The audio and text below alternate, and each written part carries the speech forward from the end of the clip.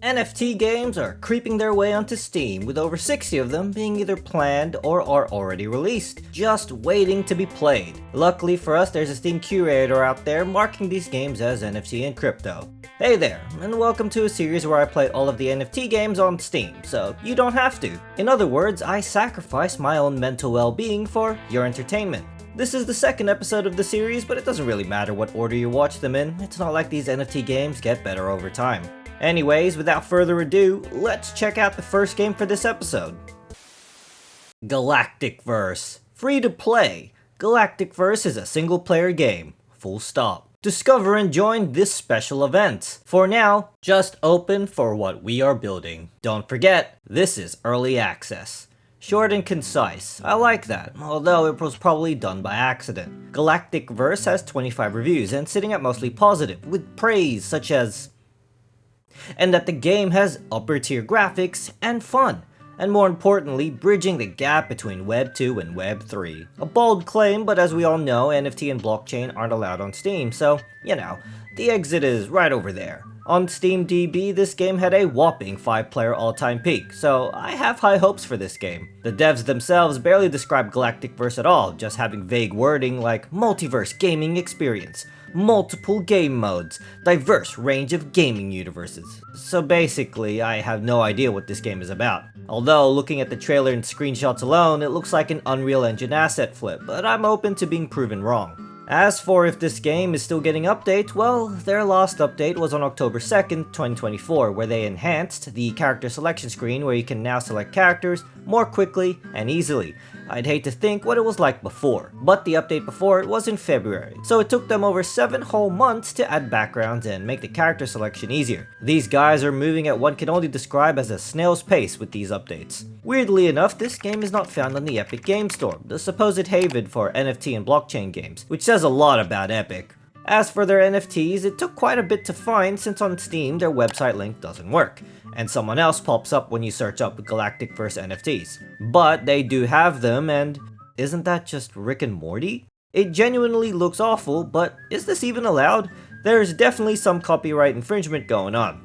Looking at their Twitter posts, they talk about a completely different game called Locked Dream. So, have they just given up on Galacticverse or what? I don't see any mentions of the Steam game itself, and don't forget, Galacticverse is still in early access. As for the NFTs themselves, which I don't even know how or if they're even integrated into the game at this point, are these horrendous looking people that you can buy at prices as low as $5 and as high as 1.7 thousand. On the description of these NFTs, they do mention their multiverse gaming experience, so I guess they're in there, somehow. So with that said, let's get into the game. Sorry, multiverse experience. And here it is, Galacticverse. We're given a stunning main menu with what seems to be a panning shot of a banquet hall blurred out, and look, this game is made in the Unreal Engine 5, so you just know this is going to be one amazing game. Let's check out their character selection screen that took them 7 whole months to enhance.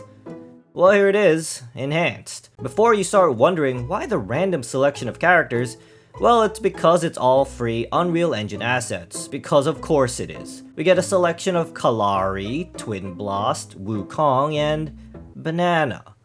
One of these things is not like the other. Wait, what am I saying? They're all nothing like each other. Zero artistic cohesion, which is common for asset flips. The banana monster, by the way, cost them around 37 Australian dollars, assuming they actually bought them and not just pirated it. Which, let's be real here, they probably did. Anyways, because of that, I'll go ahead and pick it. I think. I click on it and nothing happens, so I don't actually know if it's working, but let's move on.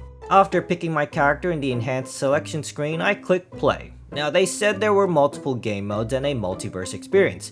What they actually mean is that there is exactly one game mode, Team Deathmatch, and one single map, Coffee Shop, which I'm sure they just took from the asset store. If you try to make an online match, it just boots you back into the main menu. I mean, they did say this is a single player game, so I should have expected that. Which means this game is just TDM with bots. The character you pick is the skin that everyone uses, so I was pretty confused when I saw this. But here's the game. An extremely generic shooter with 2 whole weapons, a shotgun and an assault rifle. Now I'm not going to bother explaining the mechanics in depth because for some of you this will look very familiar, and for the rest of you let me explain that this is something that you will see very commonly in the NFT gaming space, because this game is using a commonly used Unreal Engine sample project known as Lyra, a starter pack basically used to help you understand the framework of the Unreal Engine. Now it is possible to expand upon this project to make it your own, but most if not all NFT game projects that use it do not. They just slap the project as is, put in some, or in this case just one map also taken from the asset store, take a couple of free models and call it a day. Which is exactly what is being done here. I'm glad I got to experience a Lyra asset flip this early in the series, so we can easily spot them in the future. There's really nothing more to say on this game. There's one game mode and map, no online functionality, and everything is taken from the asset store, so yeah, next game. Battle of Guardians is a real-time online multiplayer PvP and PvE free-to-play fighting game. When the genre is half of the game description, you just know you're getting the highest quality of game.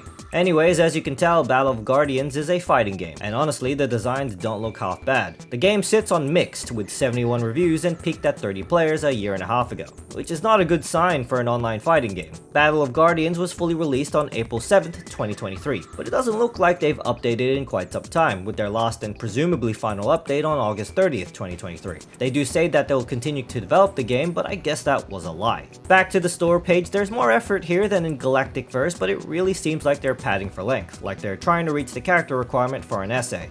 Health points, the number of health a character has. Damage, overall damage points that a character can bring upon its opponent. Intelligence, additional damage points for characters who uses its movement combinations. Combo. They're really trying to say anything about the game, it's almost endearing in an NFT and crypto kind of way. They also give some amazing playing tips such as player documentation. They also give us instruction to creating an account on this site. Do they mean Steam? And a feedback form where we can send them feedback here, on Steam? And to follow them on social media. Steam? They really just gave up, huh? As for their NFTs, well, I can't find them. They have crypto tokens that you can buy on their website and is of course not worth anything anymore, but outside of the game, I couldn't find any external marketplace. And there's nothing on their website, not even a link to any marketplace. But they do describe the NFT functionality on the Steam store page. Here, take a look. Basically, their NFTs come in 3 tiers. Common, which are bare bones of the characters, rare, which are equipped with combo, and ultra rare, which has all of the combos and ultra skill. And yes, it is exactly what it sounds like. The NFT rarity determines how playable a character is, basically locking important fighting game features behind NFTs. And yes, that does sound fucking awful. I can't believe they actually designed it this way. Who thought this would be a good idea? Needless to say, the NFTs seem to not be optional here. How is this allowed on Steam? Anyways, putting that aside, let's check out Battle of Guardians. On launch, Battle of Guardians decided to not be full screen with no way of adjusting the settings before logging in. Awesome. I see that the game actually has servers, and whoa, they have servers in Australia. That's actually incredible. I'll give them +1 point for that. 1,000 more and this game might actually go back to being positive. I tried logging in as guest, and after a couple of minutes of waiting, that clearly wasn't an option. Why even have it in there? So I have to create yet another account on yet another NFT game to log in. It works instantly this time and I'm finally able to go to the settings. Incredible design. We have a few options in the menu, with Marketplace catching my eye immediately. We can finally see their NFTs, and just like I predicted, the rare and ultra rare NFTs give you actual in-game advantages. Look! Their stats are noticeably higher than lower tiers. Unbelievable. I tried to buy one just to see what they cost and I get hit with a unavailable in beta version. What? Isn't this game fully released? What's going on here? They even have a bunch of bundles on sale, but I just get the same message.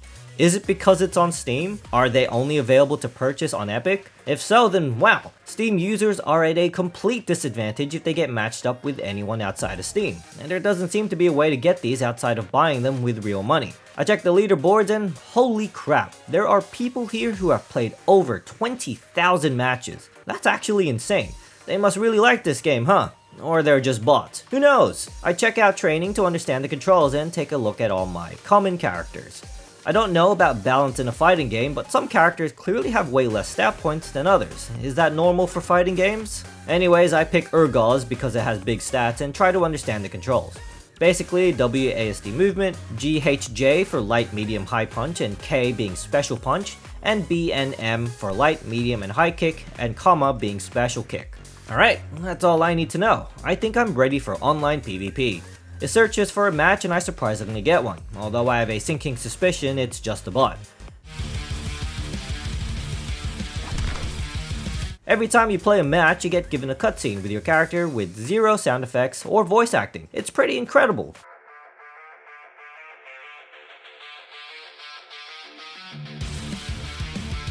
In fact, the sound effects overall are horrendous. No weight to them at all.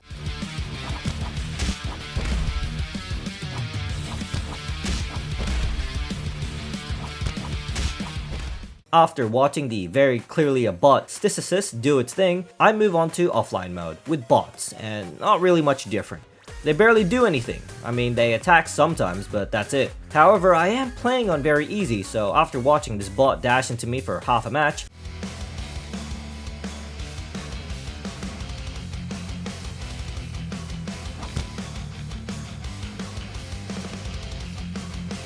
I exit out and switch it to very hard mode. And surprisingly, they actually are more aggressive. Would you look at that? They actually programmed something. After letting him get a win, I decided to lock in and use my unbeatable strategy of 3 light punches until I won. He did fight back a little, so I changed my strat to crouched low kicks, which worked.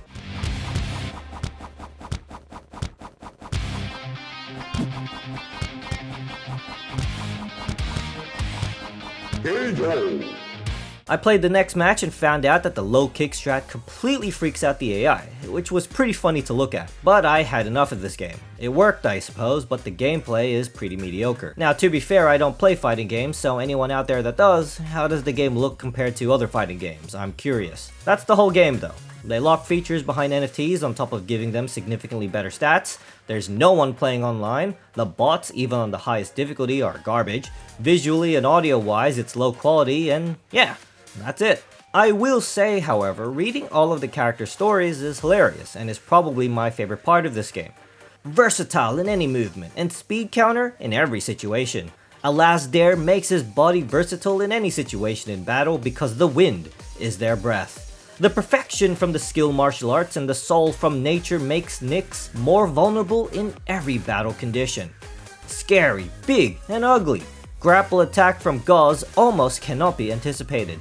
Walk speed is very slow, but that doesn't matter, because this creature has a very big body, which means he has a big defense too. The game is 24 gigs by the way, and you know what? Reading the character stories made it all worth it. Next game. Legends Reborn, Age of Chance, is a 1v1 card battler where you build a deck and compete with others. Looks like a Hearthstone, and oh my god. Well, they certainly have character designs, that's for sure. Legends Reborn isn't out yet and has no planned release date, but they predict it'll be in early access until Q1 of 2024, barring any unforeseen complications. Something tells me there were unforeseen complications, like Steam banning NFTs perhaps? They were kind enough to have at least left the demo for us, but their last update on Steam was on the 23rd of May 2023, so I have a feeling they probably gave up on a Steam release, and I say that because the game actually is fully released, on mobile devices that is. You can find it on the Google Play Store with a whopping 1.2 star score from a total of 5 reviews. Ouch. So if the game is already fully released with basically no chance of releasing on Steam, kindly take this garbage down. A cynical person, which I am, would assume that these pages are only up as a way of free marketing. It doesn't cost them much if anything, and I guess if they manage to get one sucker in, that's probably worth it for them. Reminds me of scams that send messages out to thousands of people in the hopes of getting just one person to pay up thousands of dollars to a crypto wallet. Oh, hold on, that's just NFT games in a nutshell. As for their NFTs, you can find them in OpenSea, and I'm not too clear on what they are in relation to game utility. You've got a scroll of minting, which I would assume you need to turn an in-game card into an NFT, but there's also a bunch of these creatures with different colored backgrounds. Are they the cards? They don't describe what they do in the listing, but hey, you can buy this creature for as low as $25 and a whole ass Coliseum for as high as $1.3 thousand. Buying a Coliseum has never been cheaper. Yeah, I have no idea what these are for, but it's time to check out the demo. Let me just click play and please reconnect to the internet and retry or restart the game. Alright, let me just Error. Downloading streaming asset. Okay, let me just please reconnect. Legends Reborn requires a valid Gala or Steam account to launch. Huh. Let me just try that again and... Well, that was Legends Age Chance of Reborn or whatever the fuck. I hope you all enjoyed that. I certainly did. I was on the edge of my seat, eagerly awaiting for the load blueprints dict URL to complete. Alright, next game.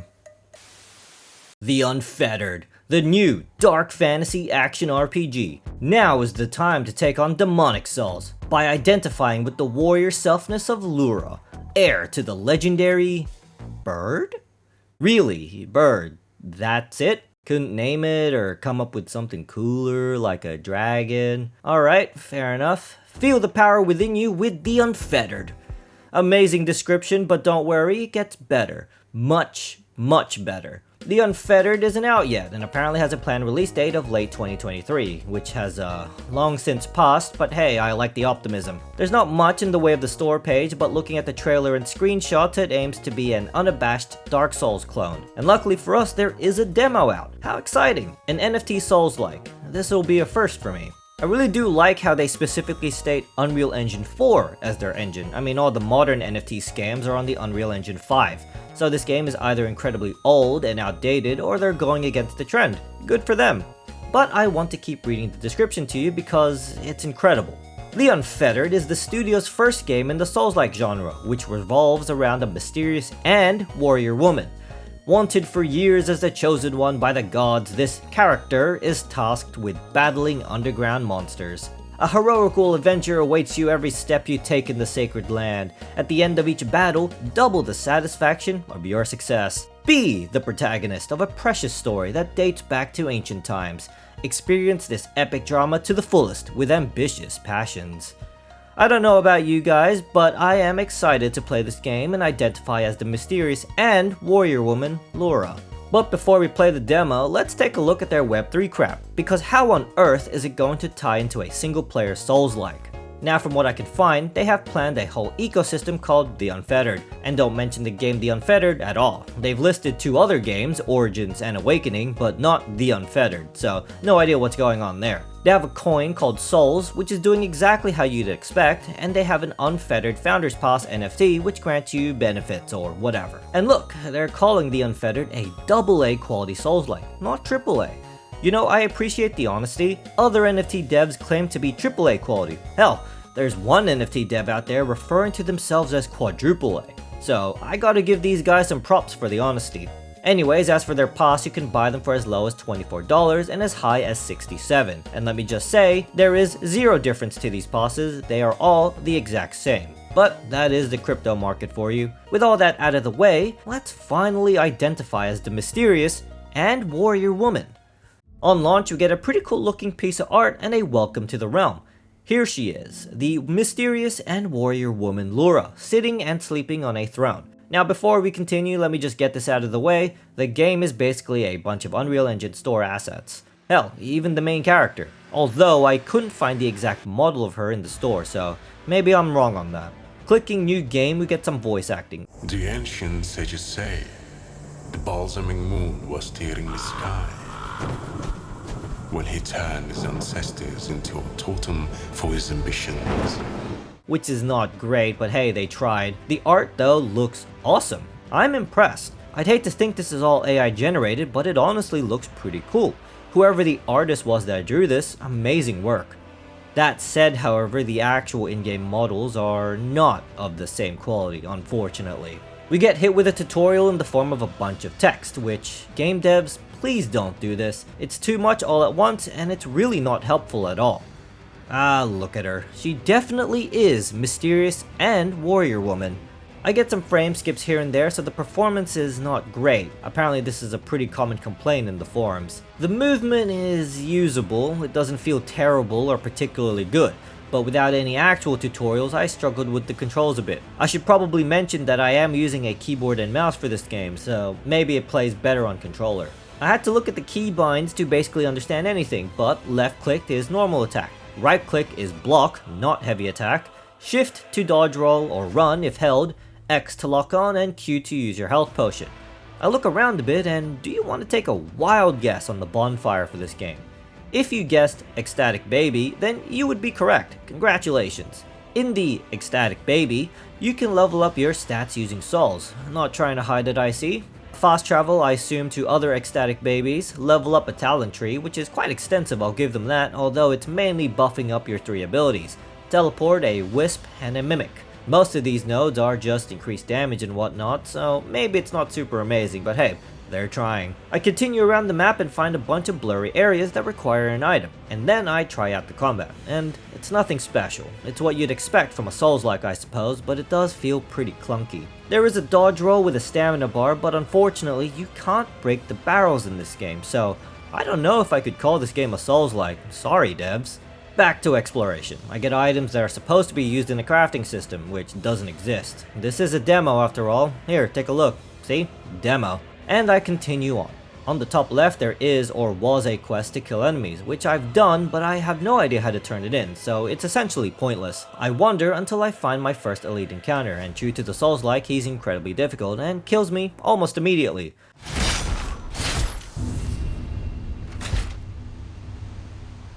I try again using the teleport skill I unlocked, and I don't really know how it works. You create a mark and you teleport to it, and apparently it can do damage, but how? I never really figure it out. It sometimes does damage, sometimes not. I'm sure there's a way, but I don't know how. Regardless though, I die over and over. So I just say screw it and just run past them.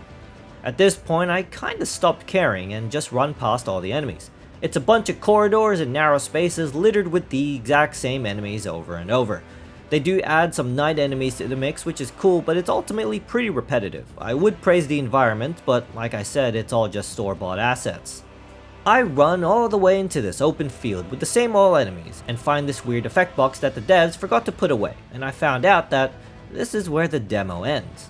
I do try out the Wisp ability, and it's basically just a lightning spell that does damage. I would try the Mimic skill, but I would need to kill Knight to unlock it, so I just ignore it. And that's the Unfettered. This demo's 14 gigabytes.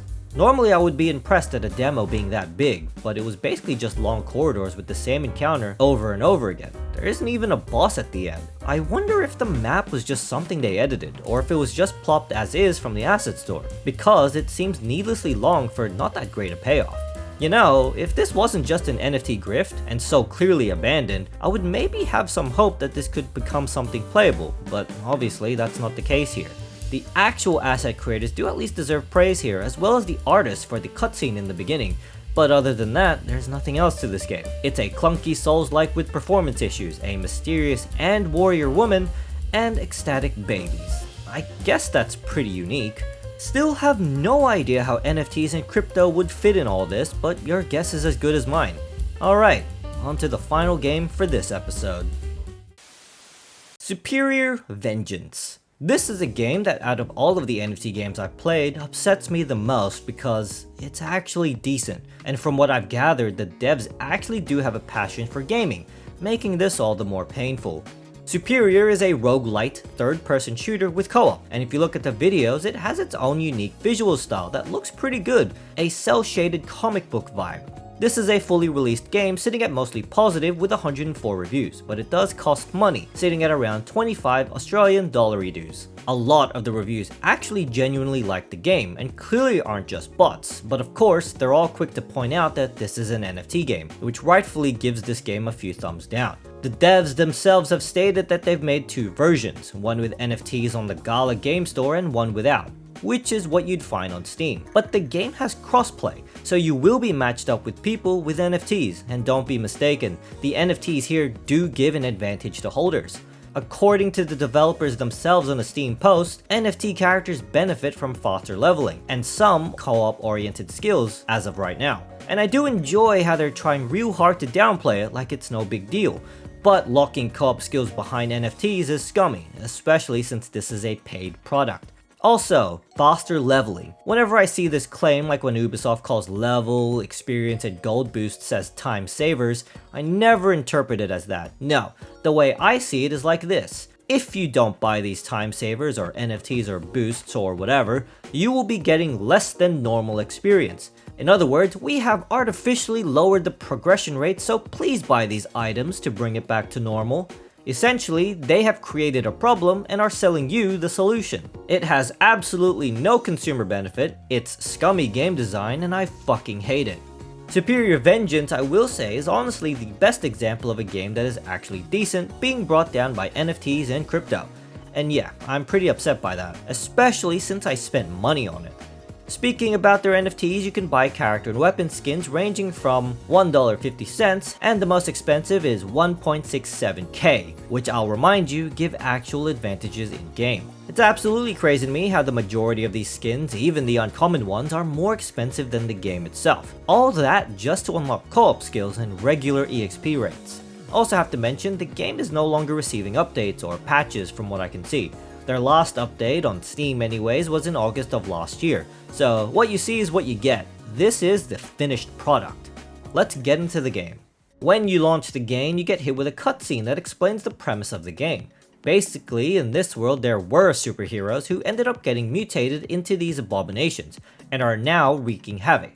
And it's up to you to take on these former superheroes by defeating them, taking their juices, and powering yourself up. It's not the greatest plot in the world, but it's alright. It has style, and it isn't just a carbon copy of something else. It looks like a proper video game. In the main menu, you get a cool shot of the main villain that you saw in the cutscene, and a big ol' play button. You also have the choice of playing this offline or online, but each have separate saves, so you can't bring your progress from offline to online and vice versa. Anyways, clicking play, you get the option of a solo run, matchmaking, private lobby, and challenge, where you do a conditional run for cosmetics. Doing a run requires a challenge key, which you can only get from beating a normal run, which is kinda lame. When you go into a match, you get a selection of characters. You don't start off with many, but I've played this game before, around 5 hours or so, and I've unlocked most of them. Each character has different stats, starting weapon, overdrive, which is their ultimate, as well as skill passives. You level up each character separately by getting experience, and doing so will net you stat buffs and skill points, which you can use to upgrade their specific skill trees. It's all the same layout, but the skills themselves are specific to each character.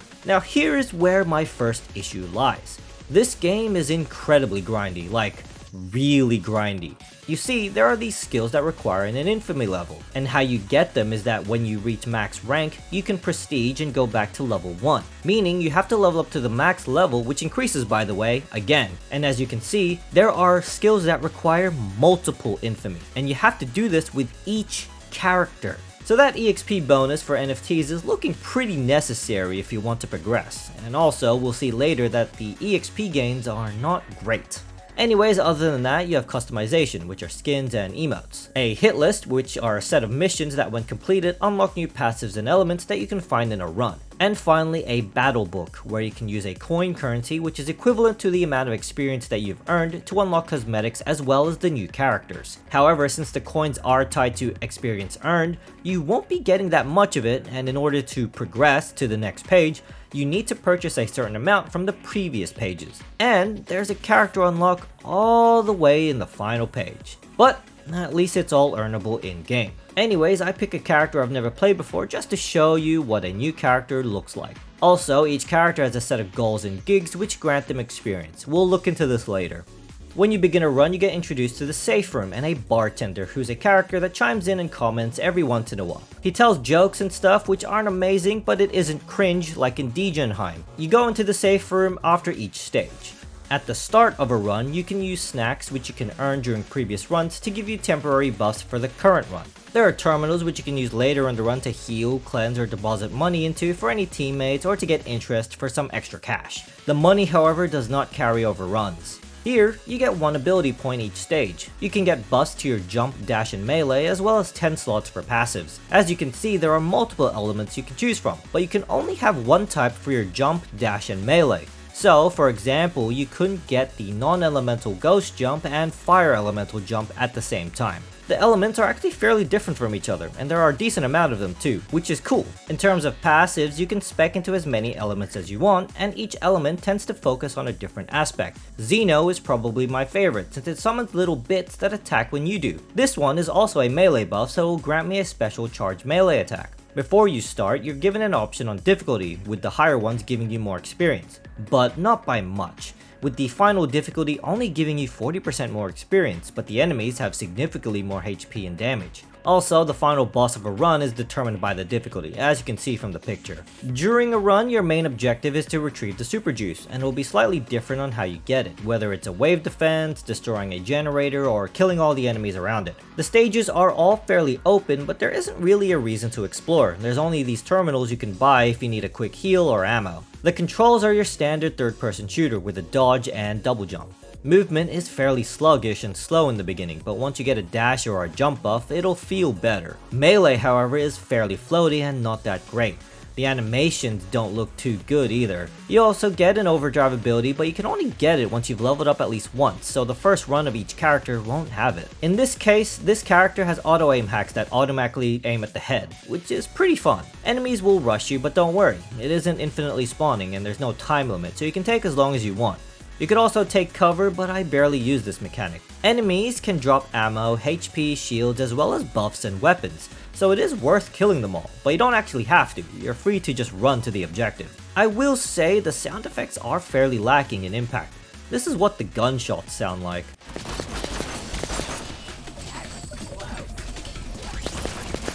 And here's what the melee sounds like.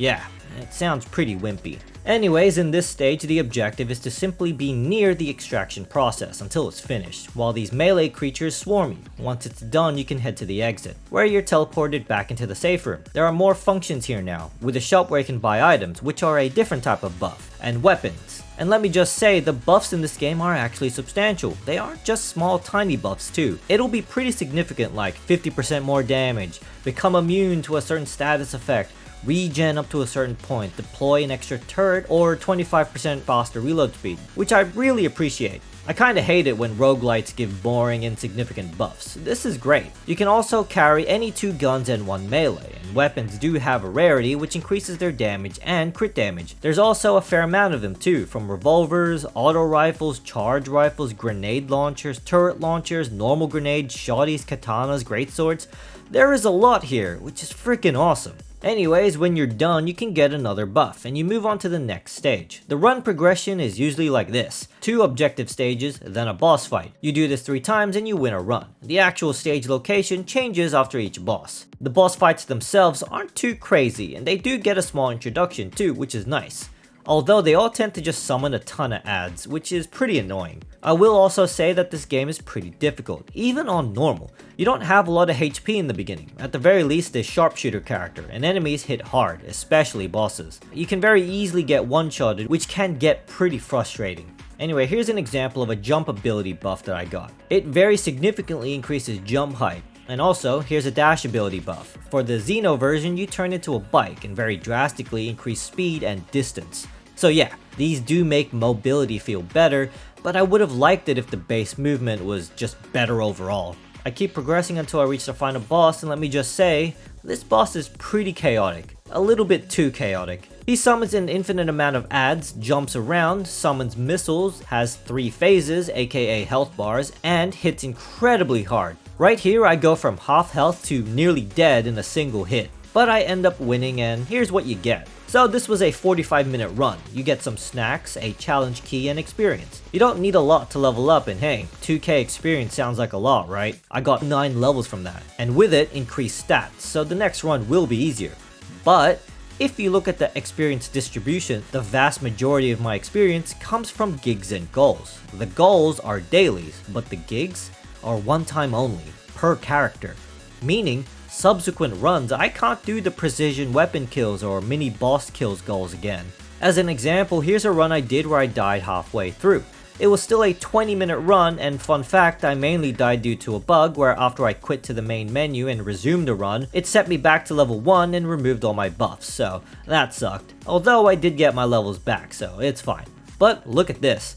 a 20-minute run only gave me 180 experience, all because I completed 0 gigs and goals, a stark difference from the 2000 I got before. I don't know how much bonus experience you get from owning a character NFT, but it really does feel like they've lowered the base experience gain because of it. So yeah, incredibly grindy. Also remember the battle book currency is tied to experience gain, and there are characters locked behind it, so yeah, really grindy.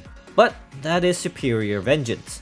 It's a decent game, but it's a damn shame it's an NFT game. I can confidently say that this is the best NFT game, and also the most disappointing because of it. NFTs are so completely unnecessary, and at least in my eyes, absolutely negatively affected this game, at least in terms of experience. What was even the point of them? Ugh. It's all so frustrating. I mean, these devs clearly have a passion for game development, and it was all thrown away for NFTs. I mean, at the end of the day, was it all worth it, devs? And that is 5 more NFT games on Steam. Well, 3 releases, 1 working demo, and whatever the fuck Legends Reborn Age of Chance was. This was a way easier video to make than 10 whole NFT games, so I think I'm gonna keep this format. Unless of course it's majority coming soon with no demo, but 5 games seems to be like a sweet spot. I can get these out easier and I don't have to tear my hair out playing NFT games because, well, they all can't be Superior Vengeance now, can they? Would be nice though, at least I'd be playing actual video games. Anyways, that's the end of the video. I hope you guys enjoyed it. Leave a like and subscribe if you did, and I'll catch you on the next one. See ya!